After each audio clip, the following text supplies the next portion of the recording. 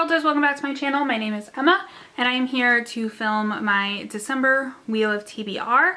Before we start, I just want to let you guys know about a couple of things. One, for as long as I do Wheel of TBR, December TBRs are always going to look a little bit different. December TBRs are not going to have punishments attached to them. They are always going to have multiple rereads on there, and I'm going to take away my audiobook spin for the month of December because I like to make sure I'm rereading books as I try to get towards the videos that I'm going to be filming that wrap up the year. So that's kind of what this month is going to look like. It's going to be 4 spins with 1 or 2 of the books, definitely 1 if not 2 of the books being rereads for the year. Just because I want to make sure I'm like not reading new books while I'm filming like my favorite books of the year, because what if it's my favorite book of the year? And I'm just not going to do punishments. I don't need any punishments this month. I did succeed in my rule, which is I have to at least start every book and read like a significant amount of it in order to not have to add a red card to my wheel. So I don't even need them. If next year I do need punishments in December, I'll possibly roll them over to January. But there's just not going to be any punishments for December Wheel of TBR. And probably going into January, like if I don't restart or reread, I'm not going to punish myself for that because I've already read it. But to go over the books from November, I did have the audiobook spin, which was a Goodreads recommendation, where I go on Goodreads, look at my last 5-star read, and I look at books that other readers who have loved that book will like. And I got Clap When You Land by Elizabeth Acevedo. I did start the book. I haven't really been in an audiobook mood this month. I listened to 2 at the beginning of the month and then haven't finished Clap When You Land yet. I just have been like not focusing well. So I haven't been doing a lot of audiobooks and podcasts. And I have about 5 hours left and I plan to finish it in December, but I have started it. For a 5-star prediction book on my spin, I did get Red, White, and Royal Blue, which I did complete. For a new to me author, I got Leave the World Behind by Ruman Alman. I am doing a soft DNF on this book. I am just not in the right headspace to read it. I got about 62 pages into it though, and I will return to it at another point in time, just not right now. For first in a series, I chose to read 99 Days by Katie Contugo, which I was able to finish. And for seasonal read, I chose Fumble by Alexa Martin, which I did football season for it. And I am currently about halfway through this book and will probably finish it in the next couple of days. So that is what I read in November, or what I was supposed to read in November, and how that turned out. And now we're going to do our December spins. So this is where we left the wheel. I do have to add in a new circle, so let me draw that out of my box. And we are going to be adding a retelling to the wheel, and I actually don't think I have retelling on my spreadsheet, so I'm going to have to add that in. But let's get spinning.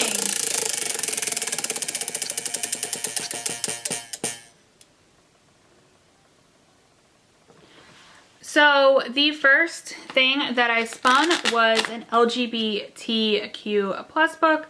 So this book will have some sort of representation for the LGBTQ plus community, and I will read that for this month. So I'm very excited. I've been waiting for that spin to come up because I think that's been on since the first spin. So the wheel spun LGBTQ plus, which is, for me, is any book that has representation of the LGBTQIA spectrum. And because I'm trying to do rereads, and I actually wanted to reread this earlier this year and just never got a chance to, I have decided to reread Simon versus the Homo Sapien Agenda by Becky Alberti. I'm actually like 99% sure that this was the book that I was going to reread for my last Wheel of TBR before my extended break from YouTube.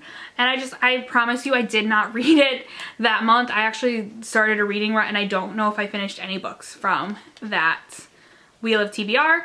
If you don't know what Simon versus the Homo Sapien Agenda is about, it is the book for the movie adaptation of Love, Simon, and it is about a boy who sees a blog post on his school's like Tumblr page that is a boy outing himself, and Simon decides to start emailing with that guy, and the two of them go back and forth, and then someone gets a hold of those emails and ultimately ends up outing Simon to the world. And Simon during all this time is just trying to figure out who the boy he's talking to is. It is so cute and so lovely. If you can see all the tabs here, these were all the times I thought I knew the identity of the boy, and I'm so excited to reread it now that I do know the identity of the boy and see if I remember, or if I'm like finding more hints, or if those hints still make sense. I am just really excited. Again, it's another short book. Short books in December are always good. This one comes in at 303 pages. So again, really short, really excited to reread this. All right, for the second spin, we're going to be replacing that with a 5-star prediction. I am actually hoping we get 5-star prediction at some point in this month, or something that I can fit my last 5-star prediction into my December TBR, because I have one book left for my 5-star prediction video, and I would love to get that read in December so I can start the new year with a new one. But let's get spinning.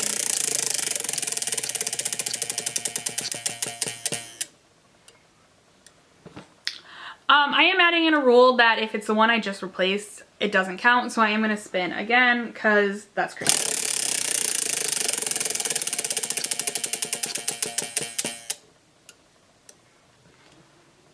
All right.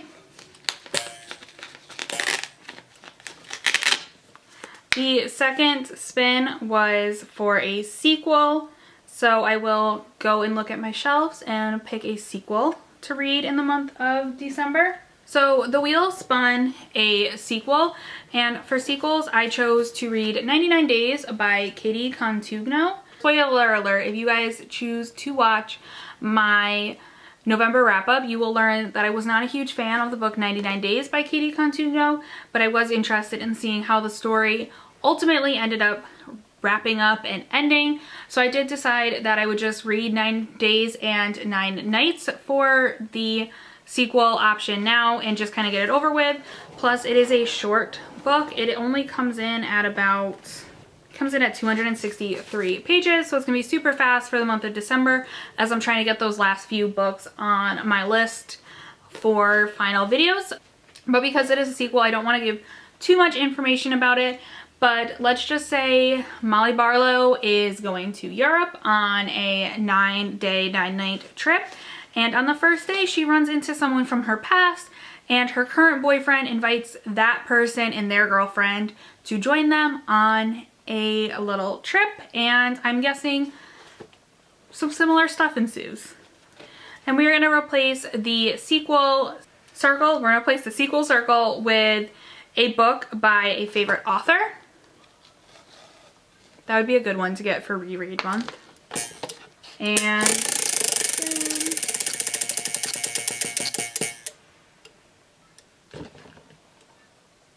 so our third spin brought us to Treat Your Shelf, so I will choose a Treat Your Shelf book to add to my December TBR. The wheel spun to Treat Your Shelf, which is when I go on my Amazon wish list and I choose a book that is on my Amazon wish list that I would like to read.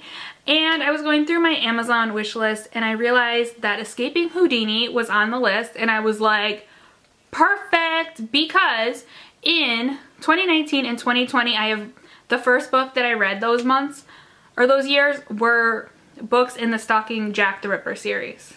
Were they the first book? No, they were the second book I completed in the year, but like the first book I think I started in the new year, if that makes sense. So I'm very excited to add Escaping Houdini to those lists of books that I started as the first book in the year or was like close to that, because I figure it will end up being the last book I will read. This one is a chunker. All of Carrie Maniscalco's books are pretty chunky, so I know that I will probably end up reading it during the end of December, and it will probably just roll into January and be the first book that I finish in January, or just roll over anyways and become a 2021 book. But I am excited for this one. I don't know much except that it takes place in the past.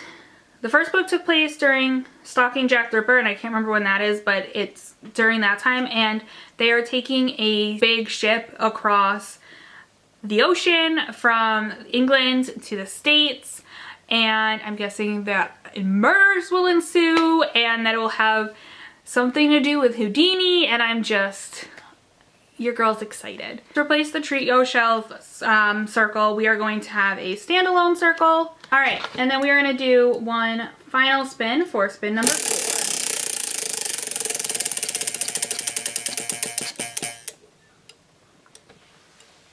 And then our final one is to read a book by a blurbed author. The Wheel spun a blurbed, which I don't even think I explained when the wheel spun, so I'm sorry. But blurbed books are just books that are blurbed by an author that I like, that I've read in the past. I actually made a spreadsheet recently for all my books, and then as I get them, I'll put more in. I don't have a lot of books that are blurbed by authors that I like, because I'm noticing that a lot of books are blurbed by like magazines. I was originally going to read something else, and then I saw how short this one was, and I'm like, again, going for some short books. This is The Summer Bed by Anne Brashard. Barshares? I think it's Anne Brashares? I don't really know, I'm sorry. But it is blurbed by Nicola Yoon, who wrote Everything, which I love that book. That book is high up on my reread list as well. But if you don't know, Anne Brasher is the author of the Sisterhood of the Traveling Pants series, which I actually did some rereads of last year, but I'm just gonna read the back of the book for you. It says, for Sasha, summer means time at her family's sprawling old house out on Long Island. For Ray, it's the same. Sasha and Ray aren't related, and they've never met. But long ago, before they were born, Sasha's dad and Ray's mom were married.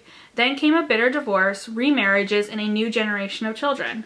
Now the two families have an arrangement. Use the summer house at your designated time and never cross paths. Sasha and Ray do connect though. By email, joking around, confiding in one another, forming a friendship. They've shared so much already. What would happen if they met in real life? And it just sounds so cute. It is a summery book, but that's okay. It's snowing right now while I film this. Who doesn't need a little summer in their lives? Especially because we didn't really get one this year because of COVID. At least I didn't, I don't feel. But it just sounds really, really cute. And I'm really excited to read it. Once again, she is nice and thin. She comes in at just under 300 pages. So all of these books should probably take me about a week each to read thus far, and I just realized that I refilmed these in a different order than you guys might see them. So if you're like, if this is like the first book and you're like, what? They're all short? They're all short. Except for the last one. But the summer bed. We're definitely gonna be reading that one. Those are the books that I planned to read in December. I'm very excited. It feels like it's gonna be a very stress-free month of reading. All the books seem like something that I've either read and know that I love. Like Love, Simon is one of my favorite books of the year for one of the years that I did YouTube. I can't even remember which. And the other ones are short, and they're stuff that I know I like. I like travel tropes. I love, like, I'm gonna call it the like you got mail trope, that where it's like the two characters are talking and like communicating via some sort of correspondence and don't know each other. I do typically enjoy that trope as well for the summer bed. And then I do enjoy the Stalking Jack the Ripper series. Loved the first one. I was kind of iffy about the second one, but I've heard good things about the third one, so I'm very excited to read that one. So it's gonna be a reading month, and I honestly do not think on any planet I will need punishments in January, which is also a great feeling. Unfortunately, I couldn't get my last 5-star prediction book into the lineup for this month. Like, I know I spun it, but like, because it was just been replaced, that's like one of my rules that I can't. But the book, I already own it, so I can't treat myself. It does not feature LGBTQ plus main characters, and like, even if it like was a side character that was LGBTQ plus, that just feels like cheating the system. But at least the movie version of it doesn't feature any LGBTQ people I can think of. And it's not a sequel. And from what I could tell, it was not blurbed by a favorite author. So you know, you win some, you lose some. It's gonna be a good month of reading. I hope you guys enjoy your holiday season. I will be back with all sorts of end of the year bookish content wrap up, as well as some writing ones. And because I have a full battery, I think I might film a writing update right now and just wear the same outfit I'm wearing. So yeah, I will see you guys in another video. Bye, worlders.